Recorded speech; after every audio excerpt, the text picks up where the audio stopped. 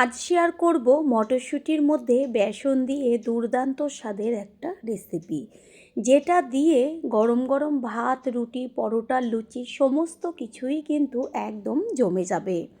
নমস্কার বন্ধুরা, শ্বশুরবৌমা রান্নাঘর অ্যান্ড ব্লগ চ্যানেলে সকলকে স্বাগত। তাহলে কি করে তৈরি করব সেটাই দেখে নেওয়া যাক। সবার প্রথমেই এইখানে আমি মটরশুঁটির খোসার থেকে মটরশুঁটিগুলোকে ছাড়িয়ে তারপর জল দিয়ে ধুয়ে রেখেছি। এবার একটা মিক্সিং জারের মধ্যে মটরশুঁটিগুলোকে দিয়ে দেব, আর দেব বেশ কয়েক কোয়া গোটা রসুন, দেব ছোট ছোট করে টুকরো করে নেওয়া আদা, আর ঝালের জন্য কাঁচা পাকা লঙ্কা। তারপর এটাকে পেস্ট করে নেব, একদম নামমাত্র জল দেব। মটরশুঁটি পেস্ট করে নেওয়া হয়ে গেল। এবার একটা পাত্রে পেস্টটাকে ঢেলে দেব। মটরশুঁটির এই পেস্টটার মধ্যে এবার দেব বেসন। এইখানে আমি 4 চা চামচ বেসন ব্যবহার করেছি। বেসনের পরিমাণটা একটু বেশি দিতে হবে, তাহলে বাইন্ডিংটাও ভালো হবে আর টেস্টও কিন্তু দুর্দান্ত হবে। আর দেব স্বাদ অনুযায়ী লবণ। তারপর একটা চামচের সাহায্যে পেস্টটাকে ভালো করে মিশিয়ে নেব। মটরশুঁটি দিয়ে তো অনেক রকম রেসিপি তৈরি করে খেয়েছেন, তবে একবারের জন্য হলেও এই রেসিপিটি ট্রাই করবেন। ভাবতেই পারবেন না যে কতটা টেস্টি হতে পারে। ঠিক এইভাবে চামচ দিয়ে একটু সময় নিয়ে পেস্টটাকে মিশিয়ে নেব। তারপর একটা বড় সাইজের থালার মধ্যে একটুখানি সাদা তেল নিয়ে পুরো থালাটার চারদিকে মাখিয়ে নিতে হবে। পুরো থালার গায়ে সাদা তেলটা মাখিয়ে নিয়েছি। এবার যে মটরশুঁটির পেস্টটা সেটাকে এর মধ্যে আস্তে করে সম্পূর্ণটা দিয়ে দেব। তারপর হাত দিয়ে বেশ চারদিকটা কিন্তু সমান করে দেব। এরপর গ্যাসের ওভেনে কড়াই বসিয়ে তার মধ্যে জল দিয়েছি আর একটা স্ট্যান্ড বসিয়েছি। স্ট্যান্ডের উপরে আস্তে করে থালাটাকে বসিয়ে দিয়ে তারপর প্রথমে গ্যাসের ফ্লেম হাই করে জলটাকে ভালো করে ফুটিয়ে নেব। জল যখন ফুটতে শুরু করবে তখন গ্যাসের ফ্লেম লো করে একটা ঢাকনা চাপা দিয়ে দেব। 4-5 মিনিট বাদে আমি ঢাকনাটা সরিয়ে দেখিয়ে দিচ্ছি, অনেকটাই কিন্তু যে মটরশুঁটির পেস্টের ভেতরে থাকা জলটা এটা টেনে গেছে। আর যখন সম্পূর্ণটা হয়ে যাবে তখন কিন্তু চারদিক থেকেই বেশ ছেড়ে ছেড়ে আসবে প্লেটের থেকে। এখনও এটা কিন্তু সম্পূর্ণ হয়নি। আর ঢাকনা চাপা দেওয়ার দরকার নেই, গ্যাসের ফ্লেম লোতে রেখেই হতে দিতে হবে। আর 7 থেকে 8 মিনিট টোটাল এটা তৈরি হতে সময় লেগেছে 10 মিনিট। এটা হয়ে গেছে। আমি প্লেটটা হাত দিয়ে তুলে দেখিয়ে দিচ্ছি। চারদিকে দেখাই যাচ্ছে কত সুন্দর ছেড়ে চলে এসছে। থালার গায়ে যেহেতু আগে তেল মাখানো ছিল সেই কারণে কিন্তু এটা নিজের থেকেই উঠে আসবে, কোনো রকম কষ্ট হবে না। একটা ছুরি দিয়ে বেশ ছোট ছোট পিস করে নেব। পুরনো বন্ধুদের সবসময় আমাদের পাশে এইভাবে ভালোবেসে থাকার জন্য অনেক অনেক ভালোবাসা। সমস্ত তাই ছোট ছোট পিস করে কেটে নেওয়া হয়ে গেল। আর কত সুন্দর পিসগুলো হয়েছে।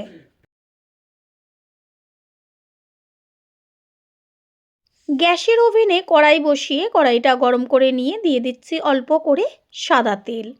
আর তেলটা ভালো করে গরম হয়ে গেলে এবার আস্তে আস্তে একটা একটা করে পিস ছেড়ে দেব। এটা আপনারা স্ন্যাক্স হিসাবেও কিন্তু খেতে পারেন, ভীষণ টেস্টি হয়। ভাজার সময়ই অর্ধেক শেষ হয়ে যাবে। আর এটা যদি নাও ভাজেন এইভাবেই কিন্তু রান্নাটা করে নিতে পারেন কাঁচা থাকলেও। নিচের পিঠটা হালকা ভাজা হয়েছে, এবার উল্টে দেব ওপরের পিঠটা ভাজা হবার জন্য। ঠিক এইভাবে গ্যাসের ফ্লেম মিডিয়াম টু লোয়ে রেখে দুই পিঠই একদম লাল লাল করে ভেজে নিতে হবে। ভাজা হয়ে গেছে, এবার এগুলোকে তেল ছেঁকে তুলে নিয়ে আর যে কটা রয়েছে সেইগুলো একইভাবে ভেজে নেব। এগুলো তো ভাজা হয়ে গেল। এবার ওই কড়াইতেই দিয়ে দেব সাদা তেল। তেলটা গরম করে নিয়ে তারপরে এর মধ্যে আস্তে করে ডুমু ডুমু করে কেটে নেওয়া আলু দিয়ে দেব। আপনারা চাইলে আলুটা স্কিপ করতে পারেন, তবে আলু দিলে কিন্তু ভীষণ টেস্টি হবে। আলুর মধ্যে দেব একদম অল্প পরিমাণ হলুদ আর হচ্ছে লবণ। লবণ আর হলুদটা মিশিয়ে নিয়ে গ্যাসের ফ্লেম লোতে রেখে আলুটাকে বেশ লাল লাল করে ভেজে নেব। আলু ভাজা হতে থাক, অন্যদিকে একটা মশলা তৈরি করব, সেটা কি দেখে নেওয়া যাক। একটা মিক্সিং জার নিয়েছি আর এর মধ্যে দিয়ে দিচ্ছি অর্ধেকটা পরিমাণ পেঁয়াজ কুচিয়ে দিয়েছি একটু বড় বড় সাইজ করে, দিচ্ছি আদা, আর দিচ্ছি বেশ কয়েক কোয়া রসুন, দেব একটা বড় সাইজের টমেটো, বীজগুলোকে ফেলে দিয়েছি কেটে, আর হচ্ছে দেব ঝালের জন্য কাঁচা লঙ্কা, যে যেমন ঝাল খাবে সেই অনুযায়ী দেবে। দেব একটা তেজপাতা, অবশ্যই কিন্তু তেজপাতা দেবেন। দেব ছোট চামচের 2 চা চামচ চারু মগজ।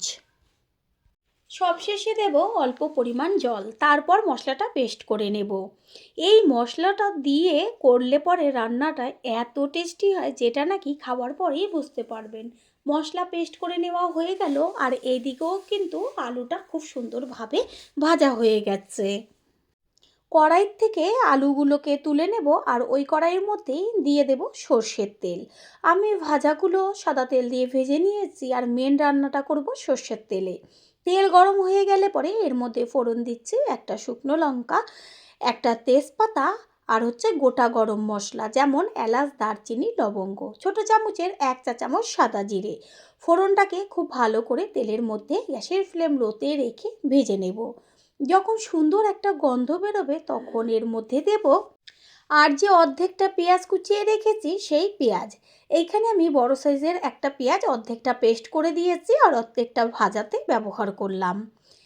পেঁয়াজটা ভালো করে বেশ ভেজে নেব, আর তাড়াতাড়ি মজে আসার জন্য এর মধ্যে দিয়ে দিলাম স্বাদ অনুযায়ী লবণ। লবণটাকে মিশিয়ে নেব। পেঁয়াজ লাল লাল করে ভেজে নেওয়া হয়ে গেছে। এই পর্যায়ে দেব যে পেস্ট করে রেখেছিলাম মশলা, সেই পেস্ট।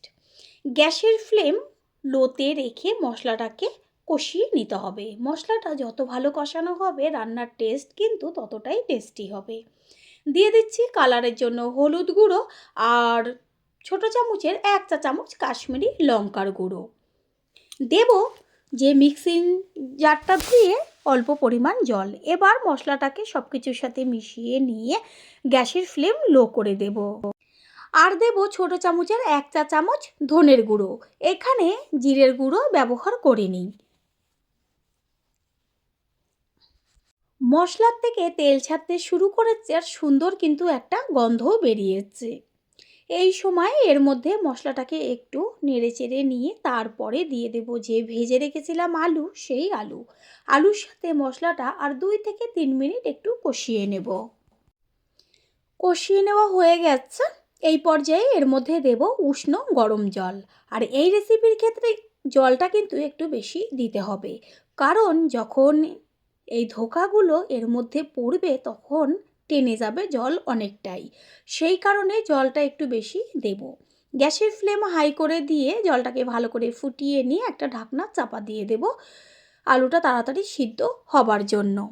প্রথমবার যারা আমাদের চ্যানেল ভিজিট করছেন তাদের আন্তরিক শুভেচ্ছা ও অনেক অনেক ভালোবাসা। আমাদের রেসিপিগুলো যদি ভালো লেগে থাকে সাবস্ক্রাইব করে দেওয়ার অনুরোধ রইল, ও পাশে থাকা বেল আইকনে ক্লিক করলে পরবর্তী ভিডিওগুলো সবার আগে আপনাদের কাছে পৌঁছে যাবে। আলু সুন্দরভাবে সিদ্ধ হয়ে গেছে। ঠিক এই পর্যায়ে এর মধ্যে দেব যে ধোকাগুলো ভেজে রেখেছিলাম সেই ধোকাগুলো দেবার পর বেশি কিন্তু ফোটাবার কোনো রকম দরকার নেই। 3-4 মিনিট মতন হতে দিলেই যথেষ্ট। ধোকাটা সব কিছুর সাথে মিশিয়ে নিয়ে একটু ঢাকনা চাপা দিয়ে দেব। আর এই রেসিপিটা বেশ পাতলা ঝোল থাকবে, সেটাই কিন্তু খেতে টেস্টি লাগবে। ঝোল দিয়েই ভাত খাওয়া হয়ে যাবে, এতটাই টেস্টি হয় খেতে। রেসিপিটা একদম কমপ্লিট হয়ে গেছে। এই পর্যায়ে দিয়ে দেব ছোট চামচের 1 চা চামচ গরম মশলার গুঁড়ো। সমস্ত কিছুর ব্যালেন্সটা ঠিক রাখার জন্য দিয়ে দিচ্ছি ছোট চামচের 1/2 চা চামচ পরিমাণ চিনি। রেসিপির টেস্টটা আরও টেস্টি করার জন্য দিয়ে দিচ্ছি বড় চামচের 1 চা চামচ গাওয়া ঘি। ঘি দেওয়ার পর গ্যাস অফ করে দেব। গ্যাস অফ করে দিয়েছি। এবার দিয়ে দিচ্ছি সব শেষে বেশ কিছুটা পরিমাণ কুচিয়ে নেওয়া ধনেপাতা। ধনেপাতাটা মিশিয়ে নিয়ে তারপর একটা ঢাকনা চাপা দিয়ে দেব কিছুক্ষণের জন্য। কিছুক্ষণ বাদে ফিরে এসে ঢাকনাটা সরিয়ে দিয়ে সম্পূর্ণ লুকটা দেখিয়ে দিচ্ছি। কতখানি ঝোল রেখেছিলাম আর একটু রেস্টে রাখার পরেই কতটা টেনে গেছে, সেই কারণে জলের পরিমাণ অনেকটা দিতে হবে। এবার একটা পাত্রে তুলে নেব। একদম রেসিপি কমপ্লিট। আর আমাদের রেসিপিটি যদি ভালো লেগে থাকে একটা লাইক, কমেন্ট, পারলে একটা শেয়ার করে অবশ্যই জানাবেন। আপনাদের দেওয়া একটা লাইক, একটা শেয়ার ও একটা হাইপ কিন্তু আমাদের কাছে অনেক অনেক গুরুত্বপূর্ণ। All friend, thanks for watching my video.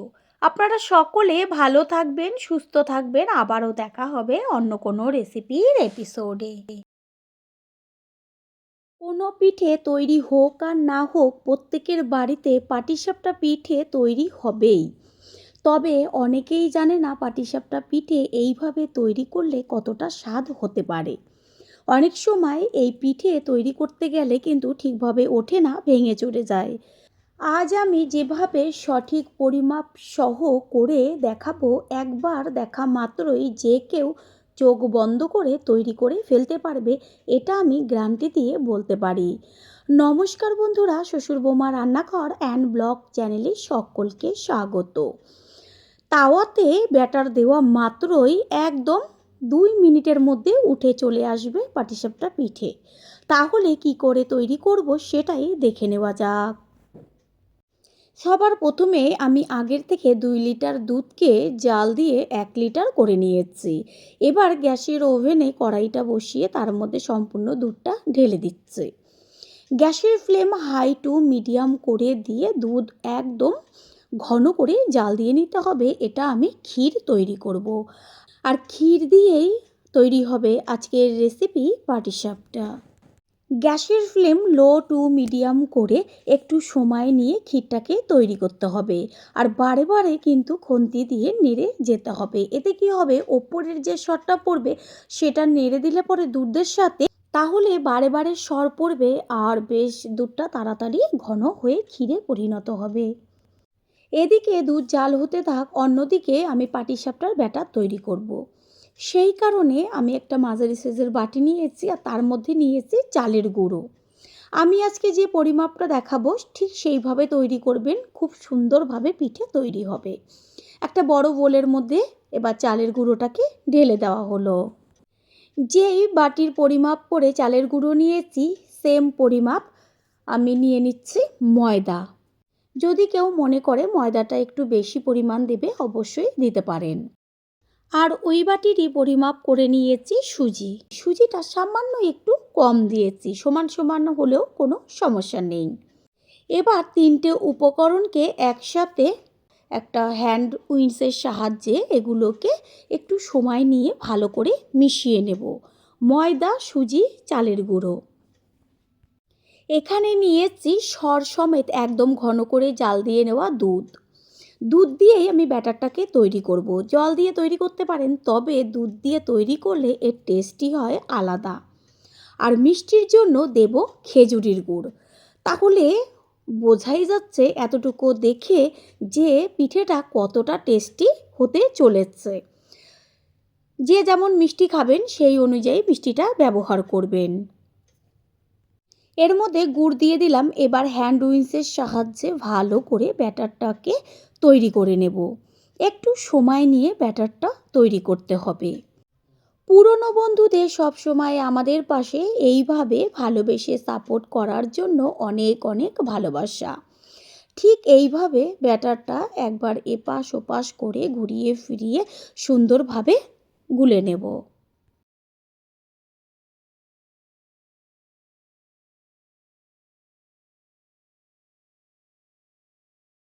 ব্যাটারটা তৈরি করার সময় খেয়াল রাখতে হবে যেন ব্যাটারের মধ্যে কোনো রকম দলা দলা ভাব না থাকে। ঠিক সেইভাবেই একটু সময় নিয়ে ব্যাটারটাকে তৈরি করে নেবেন। ব্যাটারটা এত সুন্দরভাবে তৈরি করে নিয়েছি, ওপরে বাবলসগুলো ফুটে উঠেছে। এবার একটা ঢাকনা চাপা দিয়ে 1 ঘন্টা রেস্টে রাখবো। রেস্টে রাখলে কি হবে, সুজি আর চালের গুঁড়োটা দুধের মধ্যে ভিজে নরম হয়ে যাবে আর পিঠেগুলো একদমই শক্ত হবে না। এত সুন্দর টেস্টি হবে খেতে, যেটা নাকি খাওয়ার পরেই বুঝতে পারবেন। ব্যাটারটা রেস্টে থাক, আর এদিকে যে আমি আগের থেকে দুধটা জাল হতে দিয়েছিলাম সেটা দেখা যাচ্ছে যে কতটা ঘন হয়ে গেছে, আর বেশ একটা দানা দানা কিন্তু দুধের মধ্যে চলে এসছে। ঠিক এইভাবে খুন্তি দিয়ে বারে বারে দুধটাকে নেড়েচেড়ে মিশিয়ে নিতে হবে। তাড়াতাড়ি এতে কি হবে, দানাটা পড়বে। সত্যি এই ক্ষীরটা খেতে এত টেস্টি হয়, আর পিঠে দিয়ে যদি করা হয় তাহলে তো কোনো কথাই হবে না। ক্ষীরের মধ্যে দেব একদম অল্প করে খেজুরের গুড়, কারণ ক্ষীর এমনি হালকা একটু মিষ্টি মিষ্টি লাগে খেতে। আর এর মধ্যে যদি আরেকটু খেজুর গুড় দেওয়া হয় তাহলে ভীষণই টেস্টি হয়। আর ব্যাটারে তো মিষ্টি দেওয়াই আছে, সেই কারণে একদম অল্প করে খেজুরি গুড়টা ব্যবহার করেছি। এতে সুন্দর একটা গন্ধও আসবে আর টেস্টও হবে। গুড়টাকে ক্ষীরের সাথে ভালো করে মিশিয়ে নেব, আর কিছুক্ষণ জাল হলেই ক্ষীর একদম কমপ্লিট হয়ে যাবে। ক্ষীর তৈরি হয়ে গেছে, আর ঠিক এই পর্যায়ে ক্ষীরটাকে নামাতে হবে, না হলে একদম পুরো শক্ত হয়ে যাবে ঠান্ডা হলে। এইটাই যখন ঠান্ডা হবে তাই কতখানি শক্ত হয়ে যাবে, সেই কারণে ঠিক এরকম পর্যায়ে ক্ষীর নামাতে হবে। গ্যাস অফ করে দিয়ে একটা প্লেটে তুলে নিয়ে ঠান্ডা করে নেব। এদিকে ব্যাটারটা আমি 1 ঘন্টা রেস্টে রেখেছিলাম। প্লেটটাকে সরিয়ে দেখিয়ে দিচ্ছি কালারটা কত সুন্দর এসছে। হাতা দিয়ে এবার ব্যাটারটাকে সম্পূর্ণটা ভালো করে মিশিয়ে নেব। আর যেহেতু চালের গুঁড়ো আর সুজি দেওয়া রয়েছে সেই কারণে অনেকটাই কিন্তু দুধ টেনে গেছে। ব্যাটারটা আর একটু পাতলা করার জন্য এর মধ্যে দেব অল্প পরিমাণ দুধ। দুধ হাতার সাহায্যে মিশিয়ে নেব। আর এই পাটিসাপটার ব্যাটার একদম ঘনও হবে না, আবার একদম পাতলা জলের মতনও হবে না।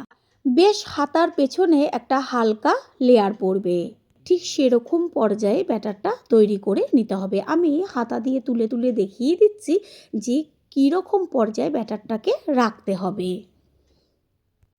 এখানে ক্ষীরটা বাটির মধ্যে তুলে নিয়েছি, আর ব্যাটারটাও সুন্দরভাবে গুলে নিয়েছি। এবার গ্যাসের ওভেনে একটা তাওয়া বসিয়ে তারপর আমি একটা ছোট বাটির মধ্যে নিয়েছি সাদা তেল, আর একটা বেগুনের বোটার পেছনটা কেটে নিয়ে তাতে তেল মাখিয়ে এবার তাওয়ার ওপরে লাগিয়ে দেব। তেল কিন্তু একদম বেশি ব্যবহার করা লাগে না পাটিসাপটায়, শুধুমাত্র তাওয়ার উপরে জাস্ট একটু লাগিয়ে দিলেই সুন্দরভাবে তৈরি হয়ে যাবে। ঠিক এইভাবে পুরো তাওয়ার গায়ে লাগিয়ে নিলাম। এবার গ্যাসের ফ্লেম হাই করে দিয়ে ডুবো হাতার সাহায্যে আস্তে করে এক জায়গায় ব্যাটার দিয়ে হাতার পেছনটা দিয়ে ওপর দিকে একটু ছড়িয়ে দিলেই খুব সুন্দরভাবে একটা গোলা রুটির মতন আকার নেবে। ব্যাটারটা তাওয়ায় দেওয়া মাত্রই কত সুন্দর সারা গায়ে ফুটো ফুটো হয়ে গেছে। এই যে ফুটো ফুটো হচ্ছে এত সুন্দর হয়। ঠিক এইভাবেই যদি সঠিক পরিমাপ দিয়ে পিঠেটা তৈরি করেন তাহলে একদম পারফেক্ট যে পাটিসাপটা সেটাই তৈরি হবে। গ্যাসের ফ্লেম একটু লোয়ে রাখতে হবে। তারপর একদম সামনের দিকে যে ক্ষীরটা নিয়েছি ওটা হাতে একটু মুঠ করে দিয়ে লম্বাভাবে দিয়ে দিতে হবে। তারপর একটা খন্তির সাহায্যে মুখে পাটিসাপটার যে মুখটা থাকে সেটা আস্তে করে ক্ষীরের গায়ে লাগিয়ে একদম চারদিকটা মুড়িয়ে দিলেই খুব সুন্দরভাবে দেখা যাচ্ছে যে কত সহজেই উঠে যাচ্ছে। মুড়িয়ে নেওয়ার পর এপিঠ ওপিঠ একটু তাওয়ার উপরে রেখে তারপর আস্তে করে একটা প্লেটে তুলে নেব।